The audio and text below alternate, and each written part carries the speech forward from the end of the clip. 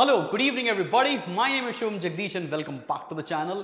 तो जैसा बोला है कि हर दिन आपको इकोनॉमिक्स का वीडियो मिलने वाला है, शुरुआत हो चुकी है। सिमिलरली हर दिन आपको अकाउंटेंसी का भी वीडियो मिलने वाला है और सैटरडे एंड संडे के जो दिन होंगे उसमें हम कॉमर्स के वीडियोस आपके लिए लेकर आ रहे हैं। तो मंडे से फ्राइडे मेरे साथ लगातार पढ़ें इकोनॉमिक्स और अकाउंटेंसी, सैटरडे एंड संडे आप पढ़ें कॉमर्स, आपका पूरा सिलेबस सॉर्टेड रहेगा।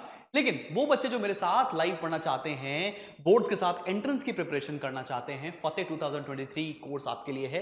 लिंक डिस्क्रिप्शन में है, आप जाकर एनरोल कर सकते हो।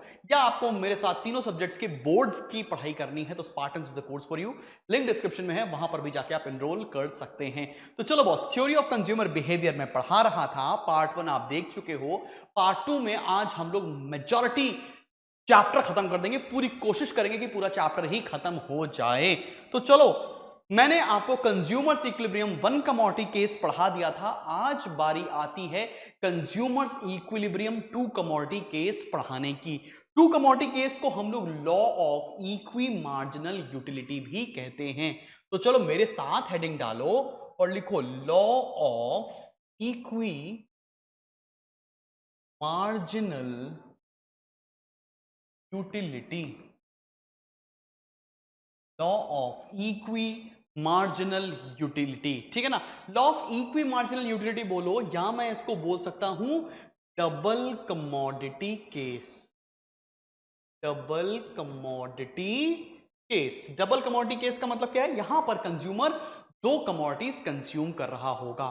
इस लॉ में मैंने तुमको बताया, सबसे पहले तुमको स्टेटमेंट लिखना पड़ेगा, फिर कंडीशन लिखनी पड़ेगी, फिर एक्सप्लेनेशन के ऊपर आएंगे। कमाल का क्वेश्चन है, पेपर में आएगा ही आएगा, तो आप लिख सकते हो 100% आएगा, आना ही आना है ये क्वेश्चन, बहुत कमाल का क्वेश्चन है भाई। तो चले शुरू करें, लिखवाएं क्या होता है law of equi marginal utility. तो मेरे साथ पहली हेडिंग डालो सभी लोग और लिखो statement of law. Statement of law, या बहुत सारे बच्चे इसको मीनिंग भी लिख सकते हैं, इसको कंज्यूमर इक्विलिब्रियम 2 कमोडिटी केस भी कहते हैं, मैंने बता दिया है आपको। तो चलिए मेरे साथ साथ लिखते हैं the utility maximizing consumer, the utility maximizing consumer, the utility maximizing consumer will spend his income, will spend his income on different goods, on different goods in such a way, in such a way, in such a way that, in such a way that marginal utility, mu मतलब marginal utility, that marginal utility of each good is proportional, is proportional to its price। कहना क्या चाहते हैं sir? ये तो पूरी अंग्रेजी में आपने बुक की डेफिनेशन छाप दी, कहना क्या चाहते हो? मैं ये कहना चाहता हूं कि जब डबल कमोडिटी केस में कंज्यूमर अपनी इनकम को डिफरेंट गुड्स पर खर्च करता है तो वो प्रोपोर्शनल होना चाहिए उसके प्राइस से। इसको कंडीशन के थ्रू समझाऊंगा तो ज्यादा समझ में आएगा। स्टेटमेंट ऑफ लॉ लिखने के बाद आप सेकंड हेडिंग डालिए मेरे साथ, कंडीशन। कंडीशन, कंडीशन में लिखिए मेरे साथ MUX divided by PX is equals to MUY divided by PY is equals to MUM। MUX upon PX is equals to MUY upon PY is equals to MUM। यहां पर कहना क्या चाहते हैं? MUX क्या है? Marginal utility of good X। PX क्या है? Price of good X should be equals to marginal utility of good Y divided by price of Y is equals to marginal utility of money। अब इसी बात को एक schedule के through हम आपको एक्सप्लेन करने वाले हैं और ये क्वेश्चन ऐसे ही पूछा जाएगा आपसे। तो चलो एक केस लेते हैं, एक एग्जांपल लेते हैं और इसको समझाने की कोशिश कर रहे हैं। ये कंडीशन यहां पर लिखी हुई है। चलो बॉस, अब आप मेरे साथ ना एक शेड्यूल की हेडिंग डालो शेड्यूल की हेडिंग डालते हैं, थोड़ा सा तो इधर कर देते हैं। अब ठीक है, चलो मेरे साथ लिखो शेड्यूल। शेड्यूल लिखेंगे और मैं आपको साथ साथ सॉल्व करना भी सिखाऊंगा ताकि कैसे अटेम्प्ट करना है ये क्वेश्चन भी समझ में आ जाए। और मैंने आपको बताया है, आपको फ्री स्टडी मटेरियल सेक्शन के अंदर डिमांड के चैप्टर के ऑलरेडी नोट्स में डाल चुका हूं, और आज ये वीडियो देखने के बाद थ्योरी ऑफ कंज्यूमर बिहेवियर के भी वीडियोस पूरा नोट्स में आपने एप्लीकेशन के अंदर फ्री स्टडी मटेरियल सेक्शन में डालने वाला हूं, तो जाओ ऐप डाउनलोड कर लो, लिंक डिस्क्रिप्शन में रखा हुआ है। तो पहला कॉलम है यूनिट्स, दूसरा कॉलम है MUX, तीसरा कॉलम है MUY, चौथा कॉलम बनाइए MUX डिवाइडेड बाय PX, फिर कॉलम बनाइए MUY डिवाइडेड बाय PY। ये बनाने हैं आपको 5 कॉलम। यूनिट्स लिखिए मेरे साथ साथ 1 2 3 4 5 6, 1 2 3 4 5 एंड 6। चलो लिखो 1 2 3 4 5 6। अब लिखने जा रहे हैं हम लोग MUX, लिखेंगे 50 45, 50 45 40 35 30 25। जल्दी से लिख लो। फिर लिखते हैं MUY और वो लिखेंगे हम सभी लोग 80 70 60 50 40 एंड 30। अब मैं आपको क्वेश्चन में कुछ बताने जा रहा हूं। Let's say PX be, let price of X be ₹5 and PY be ₹10। ठीक है ना? PX कितना है, X कितने का आ रहा है 5 रुपए का, और Y कितना आ रहा है मेरे भाई 10 रुपए का, और कंज्यूमर के पास इनकम है 40 रुपए। ये मैंने लेट किया हुआ है, आप भी लेट कर सकते हो, और अगर ऐसा न्यूमेरिकल में क्वेश्चन आया तो वहां पर ये गिवन होगा। कंज्यूमर के पास 40 रुपए हैं, X आता है 5 रुपए का, Y आता है 10 रुपए का। हमने ये पता लगा लिया है कि MUX और MUY क्या दिया है। अब आपको निकालना है MUX अपॉन PX।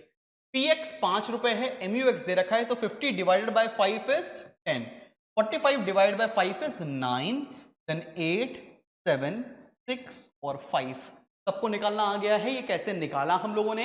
अब क्या करोगे, MUY को PY से डिवाइड करने वाले हो। PY 10 रुपए का है तो ये आएगा 8 7 6 5 4 और 3। ठीक है, अब हमारा कंडीशन क्या कहती है? कंडीशन कहती है MUX अपॉन PX को MUY अपॉन PY के बराबर बराबर रखना है। अब बराबर बराबर कहां आ रहा है, चला चेक किया जाए। चलो भाई चेक करते हैं। भाई देखो 10 है, यहां कहीं 10 है नहीं, यहां 9 है, यहां कहीं 9 है नहीं, यहां 8 है, यहां 8 है, यस, यहां 7 है, यहां भी 7 है क्या? हाँ जी भैया, 2 कंडीशन हो गई। यहां 6 है, क्या यहां 6 है? आंसर मिला यस। और यहां पर लेट्स से 5 है, तो क्या यहां 5 है? आंसर मिला यहां। भैया ठीक है ठीक है ठीक है, मतलब कई सारे सिचुएशन ऐसी आई जहां पर MUX upon PX is equals to MUY upon PY हो रही है। हमें क्या पता लगाना है? हमें यह पता लगाना है MUX upon PX is equals to MUY upon PY is equals to MUM 40 के बराबर कहां हो रहा है। ये पता लगाने के लिए हमें एक टेबल बनानी पड़ेगी जिसको हम बोलते हैं एक्सपेंडिचर टेबल। तो चलो मेरे भाई बनाते हैं एक एक्सपेंडिचर टेबल। यहां लिख रहा हूं मैं एक्सपेंडिचर टेबल। एक्सपेंडिचर टेबल बना रहे हैं, इसमें 2 कॉलम बना रहे हैं बच्चा। यहां लिख रहे हैं हम लोग कॉम्बिनेशन, और दूसरे में बना रहे हैं टोटल एक्सपेंडिचर। टोटल एक्सपेंडिचर, ठीक है ना? अब देखते हैं किस किस कॉम्बिनेशन में हमारे पास MUX और MUY बराबर बराबर आ रहा था। तो पहला कॉम्बिनेशन क्या है? 8 वाला, एट 8। कॉम्बिनेशन का नाम क्या है? एट 8। 8 पे देखो जरा, अगर हम इसको सही सही देखें, हाँ जी, अगर हम थोड़ा सही सही देखें, जी हाँ, तो 8 पर x कितने यूनिट्स था? 3। 8 पर x था 3 यूनिट्स, और y कितने यूनिट्स था? y था 1 यूनिट। क्या ये बात समझ में आई? 3,1 का सिचुएशन समझ में आया? 8 पर x था 3, y था 1। चलो भाई अगला कॉम्बिनेशन बनाते हैं। एट बराबर दूसरा कहां पर है? 7। 7 पर क्या हो रहा है? x के कितने यूनिट्स हो रहे हैं? 4, और y के कितने यूनिट्स हो रहे हैं मेरे जान? 2, ठीक है, ये एट 7 हो गया। अगला कॉम्बिनेशन कौन सा है? एट 6। चलो भाई एट 6 बनाते हैं। x के कितने यूनिट्स हो रहे हैं 6 पर? x के यूनिट्स हो रहे हैं 5 और y के कितने यूनिट्स हो रहे हैं? y के यूनिट्स हो रहे हैं 3। ऑल राइट, अगले पर आते हैं, लिखा है एट 5। 5 पर क्या हो रहा है? x के कितने यूनिट्स हैं? x के यूनिट्स हैं 6 और y के कितने यूनिट्स हैं? y के यूनिट्स हैं 4। अब ये पता लगाते हैं कि इन कॉम्बिनेशन को कंज्यूम करते समय कितना खर्चा हो रहा है। एक्सपेंडिचर टेबल यही बोलती है। x कितने रुपए का आता है? 5 रुपए का आता है, हम लोगों ने लेट कर रखा है, तो x पे खर्चा हो गया 15 रुपए, y आता है 10 रुपए का, तो टोटल खर्चा कितना हुआ? 25। और कंज्यूमर की इनकम कितनी थी? 40। क्या यहां पर इक्वेट हो रहा है? नहीं, तो इस कॉम्बिनेशन में कंज्यूमर इक्विलिब्रियम में नहीं होगा। आगे बढ़ते हैं, अगले कॉम्बिनेशन पर आते हैं।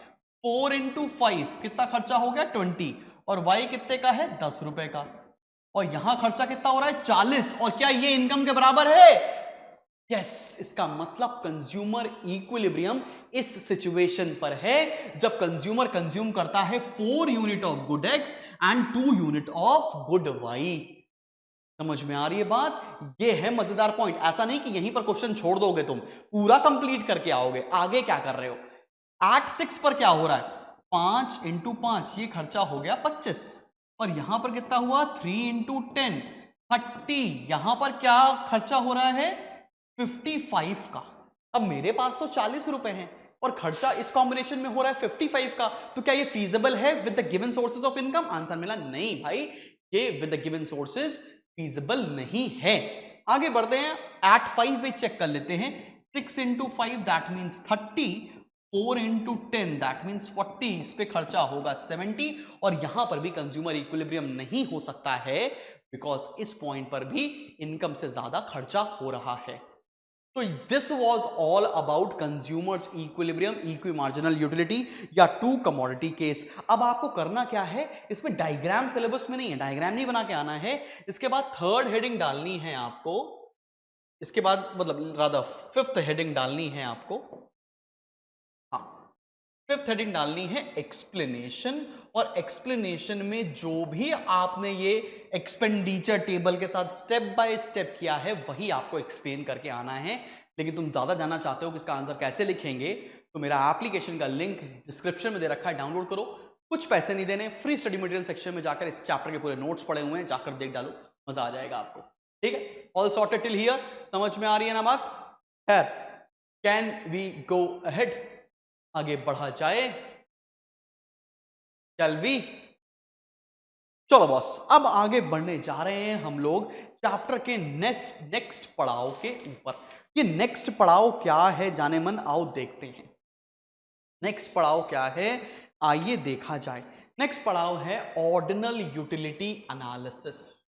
Ordinal utility analysis, ordinal utility analysis, ordinal utility analysis, जिसको हम लोग इंडिफरेंस कर्व एनालिसिस भी कहते हैं। ऑर्डिनल यूटिलिटी एनालिसिस बोलो या इंडिफरेंस कर्व एनालिसिस बोलो, एक ही बात है, इसमें ज्यादा डिफरेंस वाली बात नहीं है। ऑर्डिनल का मतलब क्या है? Something which can not be measured but it can be ranked. ऐसी कोई चीज जिसको हम मेजर नहीं कर सकते हैं लेकिन रैंकिंग कर सकते हैं, उसको बोलते हैं हम लोग ऑर्डिनल यूटिलिटी एनालिसिस। ठीक है, समझ में आ रही है बात? चलो बॉस, आगे बढ़ा जाए और धीरे धीरे यहां से आपको एक एक टॉपिक को समझाना बहुत जरूरी है। तो पहला टॉपिक पढ़ने जा रहे हैं हम लोग, ये इंडिफरेंस कर्व क्या होता है। सर ये इंडिफरेंस कर्व क्या होता है, आइए देखते हैं। समथिंग हु इज इनडिफरेंट मतलब कहना क्या चाहते हो सर? आओ जरा देखो मेरे साथ, जरा बनाते हैं एक टेबल जिसमें पहला है कॉलम कॉम्बिनेशन का, दूसरा कॉलम है फूड का और तीसरा क्लोथिंग का। फूड का और तीसरा है क्लोथिंग का। ठीक है, चलो कॉम्बिनेशन ए कहता है, चार कॉम्बिनेशन है, ए बी सी और D, A B C and D, चार कॉम्बिनेशन अपने पास हैं। अब चारों कॉम्बिनेशन समझना, जब एक consumer 1 unit of food consume करता है और 10 यूनिट ऑफ क्लोथिंग कंज्यूम करता है तो उसको कुछ सेटिस्फैक्शन मिलता है, ओके। लेकिन जैसे ही वो second unit of food consume करता है और 7 यूनिट ऑफ क्लोथिंग कंज्यूम करता है, उसको सेम सेटिस्फैक्शन मिलता है जैसा वो सेटिस्फैक्शन कॉम्बिनेशन ए से डिराइव कर रहा था। ए कॉम्बिनेशन और बी कॉम्बिनेशन कंज्यूमर को सेम लेवल ऑफ सेटिस्फैक्शन दे रहे हैं। कॉम्बिनेशन सी क्या कह रहा है? कॉम्बिनेशन कहता है कि जब हम 3 यूनिट ऑफ फूड कंज्यूम करते हैं, 5 यूनिट ऑफ क्लोथिंग कंज्यूम करते हैं, तो भी हमें इक्वल अमाउंट ऑफ सेटिस्फैक्शन मिल रहा है जैसा सेटिस्फैक्शन हम ए कॉम्बिनेशन, बी कॉम्बिनेशन और सी कॉम्बिनेशन को कंज्यूम करते समय कर रहे थे। डी कॉम्बिनेशन कहता है कि मैंने 4 यूनिट ऑफ फूड कंज्यूम कर लिया और 4 यूनिट ऑफ क्लोथिंग कंज्यूम कर लिया, तो भी मेरा सेटिस्फैक्शन सेम है। मतलब satisfaction derived from combination A is equals to B is equals to C is equals to D. क्या ये बात समझ में आ रही है? इनके कॉम्बिनेशन में कोई भी डिफरेंस नहीं है, इसलिए हम बोल सकते हैं कि कंज्यूमर इज इनडिफरेंट। अगर इसी बात को हम एक डायग्राम के थ्रू बता दें, चलो भाई एक डायग्राम बनाते हैं और बताना समझ में आ रहा है कि नहीं आ रहा है, मेरे साथ साथ प्लॉट करोगे तो मजा आ जाएगा। ये एक्स एक्सिस, ये 0 और ये वाई। यहां लिखते हैं unit of food, unit of food, और यहां लिखते हैं यूनिट ऑफ क्लोथिंग।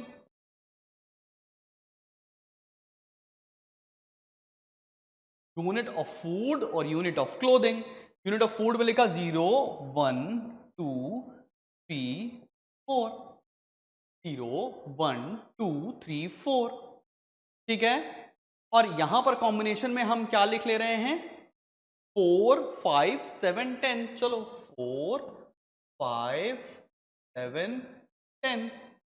अब हमने ये जो पूरा शेड्यूल था ये प्लॉट कर दिया। आप चाहो तो प्लॉट कर सकते हो, तो कुछ ऐसा कर्व बनता है, कुछ ऐसा कर्व बनेगा, ठीक है ना, जिसमें एक कॉम्बिनेशन यहां आया, फिर यहां आया, फिर यहां आया, यहां आया, ठीक है। तो दिस इज कॉम्बिनेशन ए, मैं मार्क कर देता हूं एक सेकंड को। एक कॉम्बिनेशन ए बी ई और डी, ठीक है। चार कॉम्बिनेशन हमने मार्क कर लिया, हम फ्री हैंड बना रहे हैं, टेंशन मत लो। तो अगर हमसे कोई पूछे कि इंडिफरेंस कर्व क्या होता है, तो हम क्या बोल सकते हैं? Indifference curve is a graphical representation of indifference. Difference क्या है ये चीज भैया, मैं भी भूल गया। Of indifference schedule, sorry.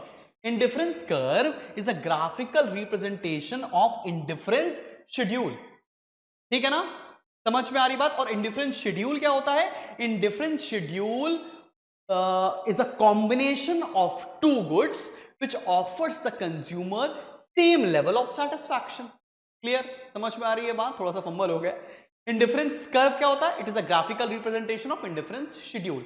Indifference schedule क्या होता है? Indifference schedule is a combination of two goods which offers the consumer equal amount of satisfaction, ठीक है। यहां तक समझ में आ रहा है? चलो भैया, एक टर्म है इसके आगे, एक टर्म है इसके आगे जिसको बोलते हैं मार्जिनल रेट ऑफ सब्स्टिट्यूशन। कमाल का टॉपिक है और वो पढ़ना बहुत जरूरी भी है, लेकिन इसी टॉपिक में मैं उसको मर्ज भी करूंगा। चलो हम अगला टॉपिक डाल रहे हैं। अगले टॉपिक का नाम है मार्जिनल रेट ऑफ सब्स्टिट्यूशन। बहुत इंपॉर्टेंट है बच्चा, मार्जिनल रेट ऑफ सब्स्टिट्यूशन। अब मार्जिनल रेट ऑफ सब्स्टिट्यूशन क्या होता है? It is the rate at which a consumer is willing to sacrifice one good for another. मतलब कुछ पाने के लिए कुछ खोना, उस रेट को मार्जिनल रेट ऑफ सब्स्टिट्यूशन कहते हैं। अगर आपसे पेपर में पूछा जाएगा तो क्या लिख कर आओगे? मेरे साथ साथ लिख लो, it is the rate, it is the rate at which, it is the rate at which the consumer is willing the consumer is willing to substitute one good for another, और इसका कीवर्ड बड़ा important है, without changing the level of satisfaction, without changing the level of satisfaction, without changing the level of satisfaction, मतलब उस rate से जब एक consumer अपने एक गुड को सैक्रिफाइस करना चाहता है दूसरे गुड को पाने के लिए। इसको हम लिख कैसे सकते हैं? इसको लिख सकते हैं लॉस अपॉन गेन। कैसे लिखा सकता है? Loss upon gain. चलो करके दिखाते हैं। यहां पर मार्जिनल रेट ऑफ सब्स्टिट्यूशन इसी शेड्यूल में निकालकर दिखाते हैं। निकाला जाए भाई? चलो, पहली यूनिट पर कुछ भी नहीं निकाल सकते बिकॉज का प्रीसीडिंग टर्म नहीं पता। लॉस कितना हो रहा है यहां पर? 3 डिवाइड बाय गेन कितना हो रहा है यहां पर? 1। तो आंसर कैसे लिख सकते हो? 3/1 या 3:1। सिमिलरली यहां लॉस कितना हो रहा है? 2। यहां गेन कितना हो रहा है? 1। तो 2:1। और यहां लॉस कितना हो रहा है? 1। और यहां गेन कितना हो रहा है? 1:1। सॉर्टेड है? समझ में आ रही है बात सभी लोगों को? क्लियर लग रहा है ना? आगे बढ़ जाऊं? चलो बॉस आगे बढ़ते हैं। मार्जिनल रेट ऑफ सब्स्टिट्यूशन भी मैंने आपको पढ़ा दिया है। अगले टॉपिक की तरफ बढ़ रहे हैं, वो है indifference map. Indifference map. Indifference map का मतलब क्या होता है? एक इंडिफरेंस कर्व जिसपे मल्टीपल इंडिफरेंस कर्व्स बने हों उसे इंडिफरेंस मैप कहते हैं। जैसे मैंने एक डायग्राम में 4 इंडिफरेंस कर्व बना दिए, IC1, IC2, IC3 और IC4। मैंने एक डायग्राम में अगर मल्टीपल इंडिफरेंस कर्व्स बना दिए हैं तो उसे क्या बोलेंगे आप? इसे बोलेंगे इंडिफरेंस मैप। अब इंडिफरेंस मैप को क्या बोलेंगे? Multiple indifference curve which denotes different level of satisfaction. IC1 अलग लेवल ऑफ सेटिस्फैक्शन बताता है, IC2 अलग, IC3 अलग, IC4 अलग। बस, इससे ज्यादा आपको एग्जाम में पढ़ने की जरूरत नहीं पड़ रही होगी। लेकिन इंडिफरेंस कर्व का एक बहुत इंपॉर्टेंट टॉपिक है जो हमारे सिलेबस में है, पढ़ना भी बहुत जरूरी है। उसका नाम है boss properties of indifference curve. आओ जरा देखते हैं। अगला टॉपिक है properties of indifference curve. Properties of indifference curve. आओ जरा देखते हैं। बहुत बेहतरीन पॉइंट है, आपको सबको समझ में आ जाएगा। पेपर में आने की संभावना बहुत ज्यादा होती है। पहला, an indifference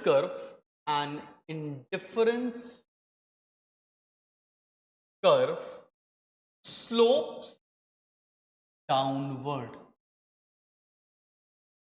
from left to right. An indifference curve slopes from left to right. ठीक है ना? ऐसा क्यों होता है? ऐसा इसलिए होता है कि कंज्यूमर एक कमोडिटी का कंजम्पशन कम कर रहा है और दूसरे कमोडिटी का कंजम्पशन बढ़ा रहा है, इसलिए डाउनवर्ड स्लोपिंग है और लेफ्ट टू राइट हो रहा है। दूसरा पॉइंट क्या होता है? An indifference curve is convex to origin.